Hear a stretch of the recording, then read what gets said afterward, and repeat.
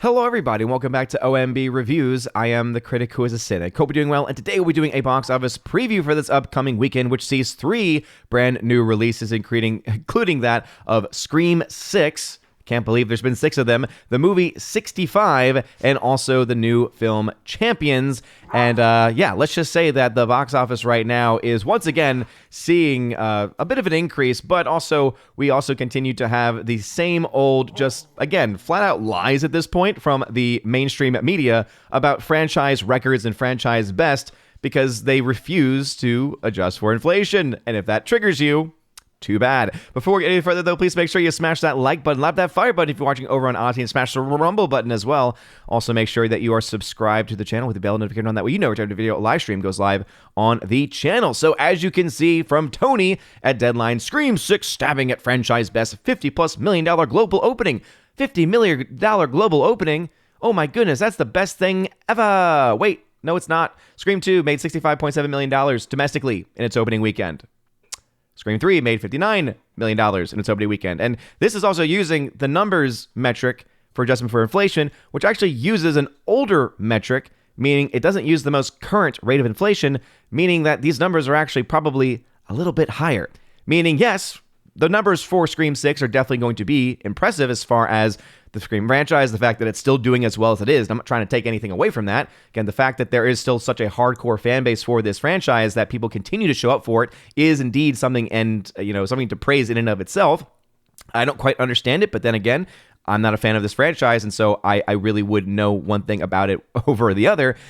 So it is impressive that it's making as much money as it is. However, again, these headlines of franchise best have all been proven to either be completely irrelevant, like in the case of Ant-Man and the Wasp: Quantumania, and also downright false in many of these cases as well, because they refuse to actually adjust for inflation and look at the numbers as they actually stand and actually are. The question, of course, for me is going to be, is it going to be able to beat the worldwide total of the original Scream, which adjusted for inflation on the low end is $359 million in today's dollars. So will it be able to do that? Maybe. Has a chance. If you were to go by these numbers and metrics right here, it is projected to have, again, about a $40 million opening weekend domestically. It says the most recent Scream pick opened to $48 million worldwide, $30 million from the United States last year. The highest opening for the Kevin Williamson conceived horror series was Scream 3, which opened to $34.7 million domestically. And again, if you look to these numbers here, you can see that the actual adjustment for inflation numbers, actually the highest opening was Scream 2, and that is, of course, without having the current rate of inflation. And so, with all that being said, they even then can't even get these things right. This is the reason why any of these box office people and any of these people covering the box office need to have charts that need to have these adjustments in there, because it is still relevant, right? A dollar today is not the same as what it was even 10, 20, 30 years ago, and it's just not fair to compare these two films saying this film made more money, when in reality, the value of the money made by the previous film would have been possibly, and actually would have been more than what these current films are making. Not to mention, you have a lot more premium format screens being shown today, as this is what it even says. This is Scream 6 will get loud at the box office thanks to PLF screens, talking about, again, premium large format screens. This is something that previous Scream films did not have, which means, guess what? Not only are you looking at the numbers being higher in certain cases for the previous Scream films, you're also seeing many more tickets were sold for those movies than are being sold for this one. And again, the film is still doing very well. It has a very strong fan base, and I'm not going to deny that fact. Many of them have gone after me because of my coverage of previous Scream films that just came out last year, in fact. That all being said, the facts still remain the facts. The numbers still remain the numbers. As it says right here, there's a fan screening in 3D starting at 5 p.m. today, followed by regular previews at 5:30. Moviegoers under 25 at the prime crowd for this R-rated sixthwell. That's the word. With a further boost from Latino and Hispanic moviegoers, who are up 33% of the previous sequel's turnout in January 2022. That's very interesting. This film takes place in New York City and also features Ghostface with a gun.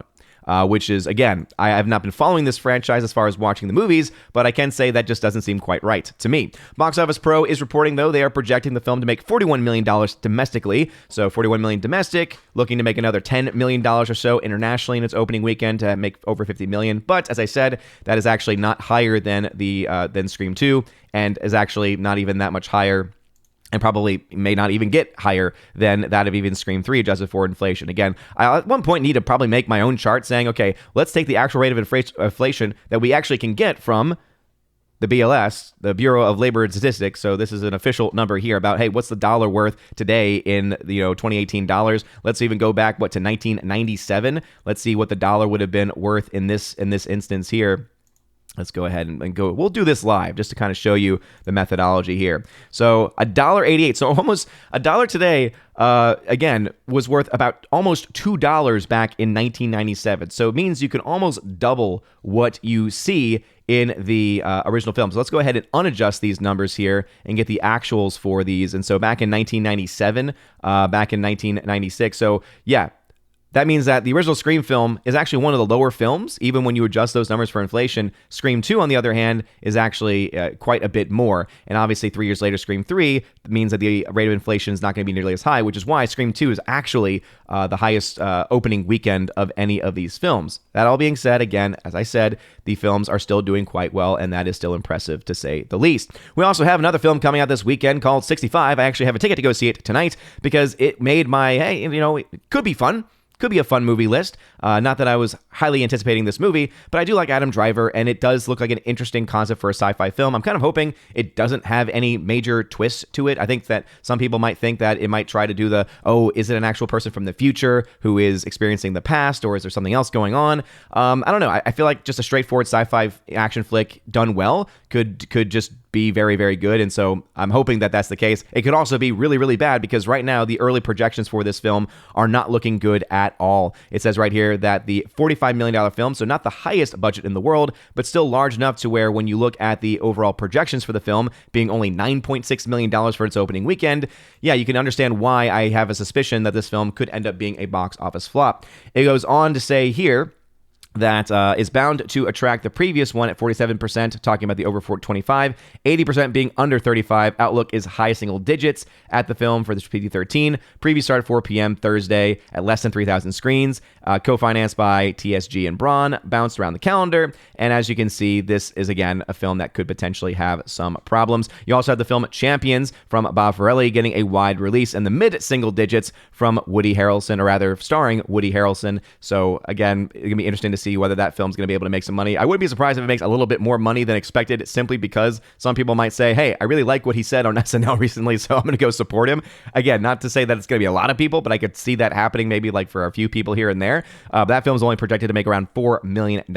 You look at the drop-offs for some of the other films we've had, so Creed 3 is projected to have a 53% drop. So again, not the best holdover in the world, but also a pretty typical one. So this is actually some pretty good numbers right here for Creed 3, projected to be at $102.3 million. And I will have, of course, a full box office breakdown on this coming Sunday, comparing these to the previous Creed films, and I'm going to be making my own chart to show you exactly what it would have been like and I think what actually is the correct rate of inflation, because I think these numbers are incredibly important because it gives you a better understanding of how many people are actually going to see these movies, especially when you take into account average ticket price sales, the number of tickets that are being sold, because ultimately that does indeed make a difference if we're talking about actual success. We can try to say, oh man, $100 million, that's awesome, that's great.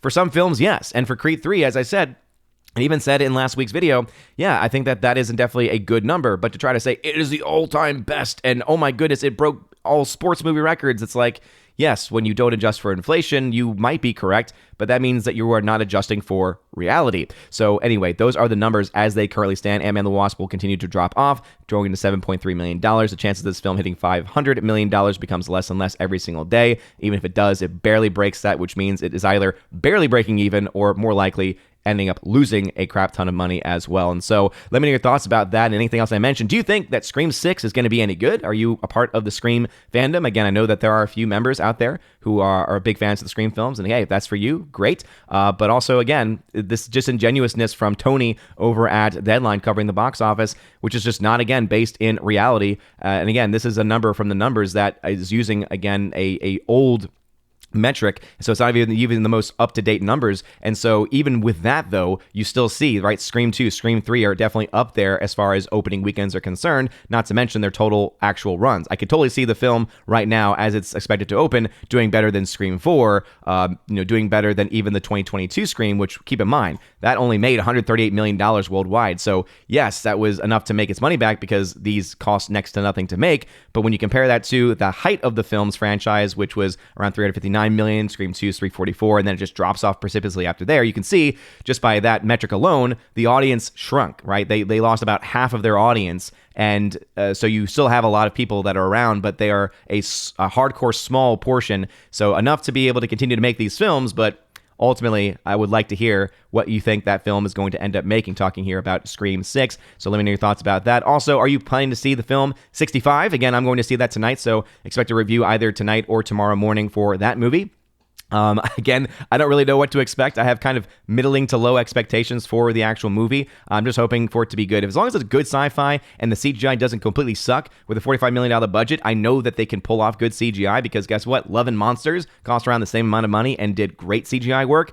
Based on the trailers, it doesn't look that impressive, but hey, wait and see, whether or not, those are the only major CGI sequences in the film or if there's a lot more. And hopefully, at least Adam Driver is able to deliver in the film and the story is able to be interesting. So let me know your thoughts about that, or also Champions if you're planning to see that, and any of these things in the comment section down below. Also, I did want to give a final shout out to the Raven Awards. It's our Oscars boycott show, our 5th annual Raven Awards. And so if you want to vote in this year's Raven Awards, check out the pinned comment below. The cutoff for this is tomorrow. So Friday, March 10th is going to be the cutoff after Friday Night Sights. I'm going to close the polling, and then I'm going to start to put all the winners together, try to put forth a beautiful PowerPoint presentation, and then we are going to have our Raven Awards on Sunday evening in boycott of the Oscars because they have become a complete and utter joke. And so, again, make sure you get your votes in because the time is very much running out. So let me know your thoughts about this and anything else I mentioned in the comment section down below. If you like this video, smash that like button, like the fire button, honestly, smash the rumble button. You're all amazing and beautiful people. Hope you all have a wonderful rest of your day.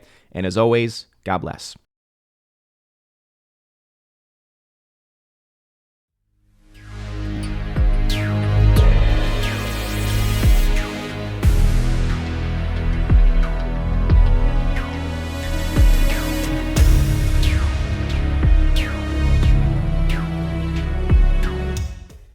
And now for a huge shout out to all of my March Patreon, Subscribe Star, and local members at the Keeper of the Bifrost level and above. Starting off with Father Luca Illich, Garrett Searles, Chris from the 80s, who can check out over his YouTube channel by the same name, Jaimir Irie Hymason, Joe Horn, Jonathan Carney, Orange at Reviews, who can check out over at his YouTube channel, Laura, the Modern Major General Story, Rosetta Allen, who can check out at her YouTube channel, Eagle Writer, Miss Martin Muses, and you can check her out at her YouTube channel by the same name also. To my Subscribe Star members, Matt317, you can check out over at his Twitch channel, Matt317, Fast Reaction, The R, Mr. Roy, J-Rod, The Beer Guru, and ZK-Man, who you can find out over at xtheboundaries.co. And lastly, to my locals members, Miss Minnesota Hockey Fan, How About a Hockey Player, J.H. Schwalbach, Brett D90, and the amazing lawyer, Robert Barnes. Thank you all very much for supporting me at the Patreon level, Subscribe Star level, and locals level of Keeper the Bifrost and above. If you want your name shouted out at the end of every live stream and every video, make sure to check out the top link in the video description to find out more ways that you can support the channel, including ways to get access to a podcast and also ways to get access to giveaways that I do on the channel, and also, of course, to my coveted Chosen of Valhalla level as well. You guys are all amazing and beautiful people. Hope you have a wonderful rest of your day, and as always, God bless.